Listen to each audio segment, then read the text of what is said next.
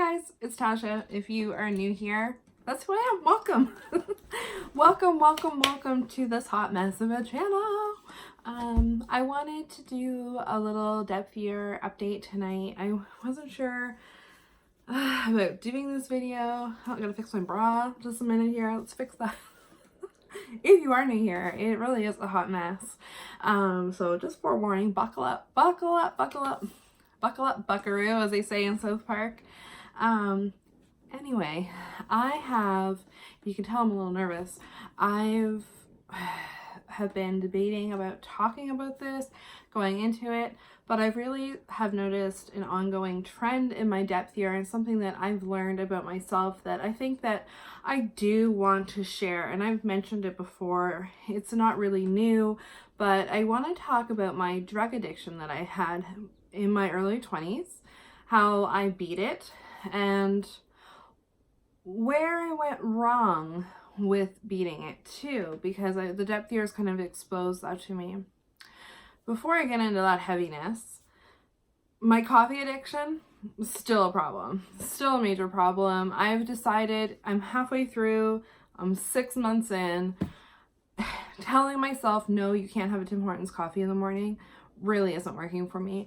And maybe I'm justifying it, but you know, I work full time, and if I will make my own breakfast at home and just get a coffee and no breakfast, I feel like that's a fair compromise with myself, because I know that coffee's not that good. I know that, but I love it, and I need it. So I'm allowing myself that, and I'm not going to feel guilty or feel bad about it, because I'm still making a positive change. I'm not buying the breakfast, and I've been doing okay with that. Not as good as I would want. I'm still buying it once or twice a week. And I really don't want to do that. I don't want to buy breakfast anywhere. I want to make my own breakfast. I want to be making my own smoothies, making my own parfaits, things like that, and not buying them. So I'm still working on that, but I think if I can focus on breakfast and say okay to coffee, I might have more success with saying no to breakfast, because I'm not totally denying myself a treat in the morning on my way to work. I mean, I have to learn about compromise. I think that's the only way that I'm going to get through this whole year with at least some success with the whole Tim Hortons addiction, because that's just a hot mess too. Nothing exciting. I was going to get some wine for this video and forgot and got water. I must have been meant to just drink some water. What else with the depth year? Books. I'm doing awesome with not buying books.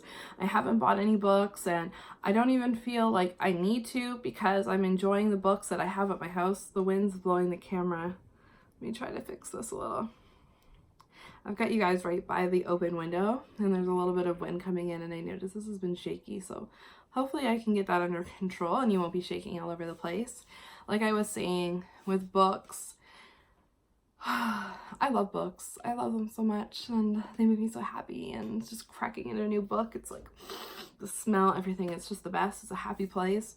But I've read so many books that I own, and I'm reading books right now that I own. I just finished a book, and I don't know, like I'm borrowing books from people. I don't feel this need that I have to own the book. Like I used to feel compelled, like even if I didn't like borrowing books, because then I couldn't keep the book, like I couldn't have it.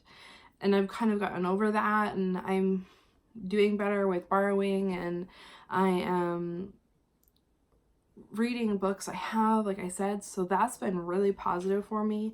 And I've discovered that I don't really need to buy books. Like I think that when I'm buying books, I'm just buying the idea of having time to read the book, and that's just not my reality. It's just not. So it's about reading what I have when I want to, when I can, and really savoring and enjoying those moments with my books. And I've really learned that this year, and I'm very grateful for that. In my whole 6 months of this now, it's been something that I kind of thought maybe I would lose my relationship with books, like maybe if I'm not buying them all the time, I'll lose the excitement, but that's not the case. I'm more excited about the books that I have. So I've really loved that. Like that discovery and realization was awesome.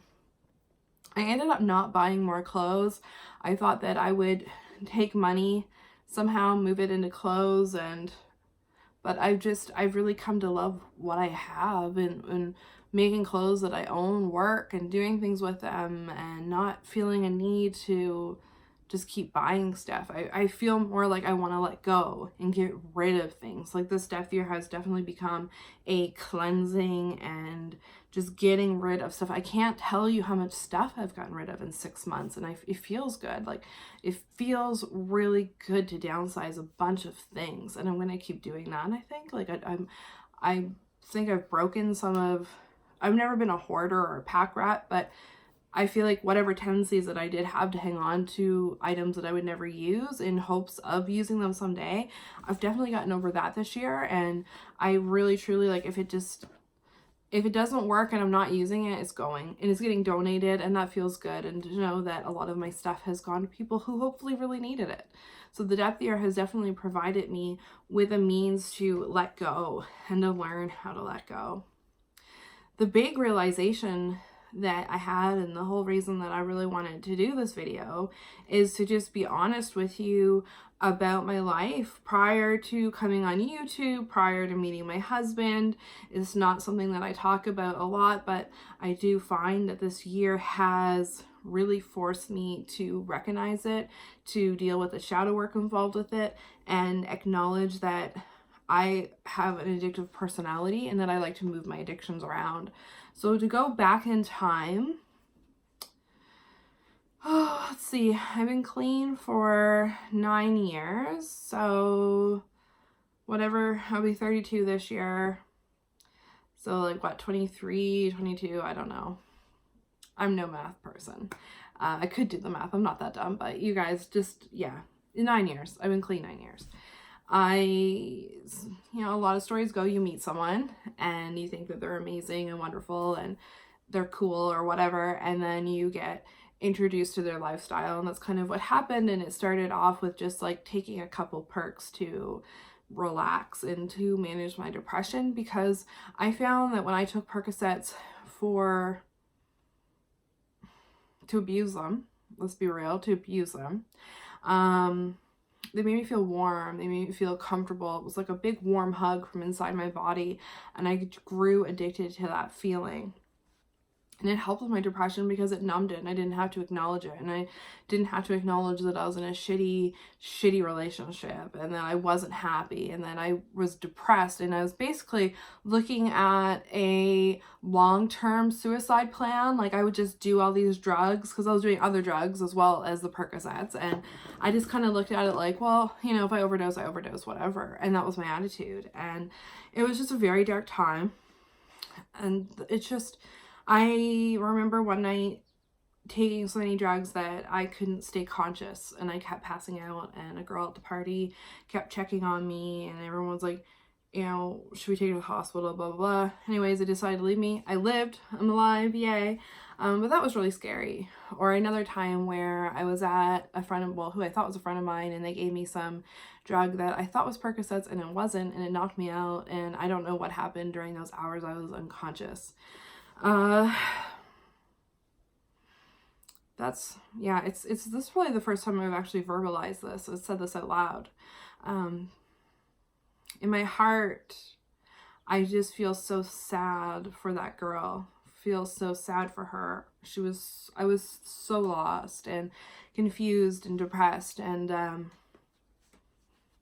teaching myself this year about discipline, and how discipline is self-love. And when you are disciplined, you are loving yourself because you're setting boundaries and restrictions, and you're protecting yourself. And how I felt like going the opposite of discipline back then, more about indulgence, how that can really lead you down a dark path. And the depth year has taught me so much discipline.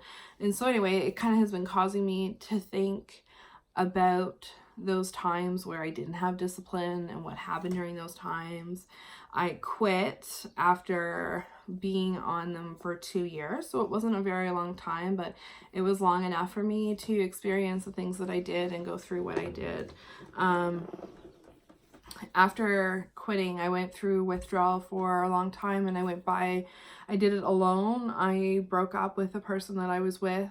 I got rid of all of my friends that I did drugs with and I partied with, and my social circle became maybe 2 people in my family, and no one really, a couple people knew what was going on, but I hid it really well. And I remember losing weight because of the drugs, and people always being like, oh, you look so good, you're losing all this weight. And it's like inside I was killing myself, and that's when people were like, oh, you look so good. And now that I quit drugs, obviously I put a lot of weight back on, but I look at this and I think, you know what, no one ever says you look healthy, Tasha, or you look like you at least care, you know, you're not a skeleton anymore. It's interesting, our society, how we kind of view weight loss on people, because it's not always because someone's working out or eating well. Like, they could be really depressed, or they could have something going on in their lives. And then when you have people saying, oh, you look so good, it's like, you literally only know me on the surface. And that's a pretty intense realization as well. Depth here. Depth, right? Right? Like, depth. I kind of forgot where I was going with that, but I quit, and I didn't need anything. I didn't go to counseling for it. Not that I'm saying that you shouldn't, because I think there's nothing wrong with that. I think there's nothing wrong with seeking help, and I think there's nothing wrong with needing others to coach you or help you through whatever you have to do to beat it. I just went solo. I just cut everything and everyone out of my life, and I'm so thankful that I did that.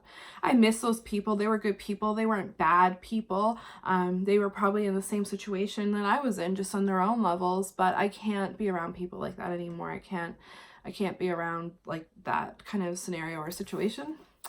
I've realized, so like, I've replaced that need for drugs with like snacks and sweets and things. So I've realized that I've switched my addiction to food, to just unhealthy eating habits, in the sense of eating too much or too often or too late, stuff like that. So this next part of the depth year is going to be less about money for me and more about discipline and my body, and saying, okay, let's stop the addictions. Let's stop all of them. Let's see what we can do. Like, let's really, truly work on that, getting in depth, getting inside, and where can I go next? Where can I take myself next? So that's kind of what I'm hoping to do. Obviously, my money issues are still an issue. I'm still spending way too much money for someone on a depth year. And again, it's on friggin' coffees and crap. But I'm gonna try to work on that. I'm gonna keep going. I've learned so much about myself, and it was really nice to just kind of open up and finally tell someone about my experience. And that's just the tip of the iceberg with my, sorry, little dick's being wild, with my past drug addiction and recovery. If you are struggling with addiction in any way, just know that, you know, you're gonna hear it from other people, but you're not alone. Like, you can get through it. You can beat it, whatever that addiction is. It doesn't have to be drugs. You gotta do it for you. Like, you can't do it because other people want you to. Like, you really have to want it for yourself. And don't glaze over that. What's causing that depression? Where did it come from? Where did that addiction come from? Sorry. Is it depression? Is it anxiety? Is it something that you have going on? Trauma from your past? You have to start really digging, and it hurts and it sucks, but I promise you, it is so worth it. I promise you. So if you are struggling, know that I'm there, and I would be happy to send some good energy your way or light a candle for you. And yeah, thanks so much, guys, for hanging out. And I know this kind of got a little heavy, and probably a little bit more heavier than even I wanted it to be. I knew it was going to be, but that was a little bit of a vulnerable moment for me. And I think if I wasn't on antidepressants, it probably would have been my first time crying on YouTube. Thank you again for watching and joining me on my depth year, and we will talk very soon. Have a great night, guys. Bye.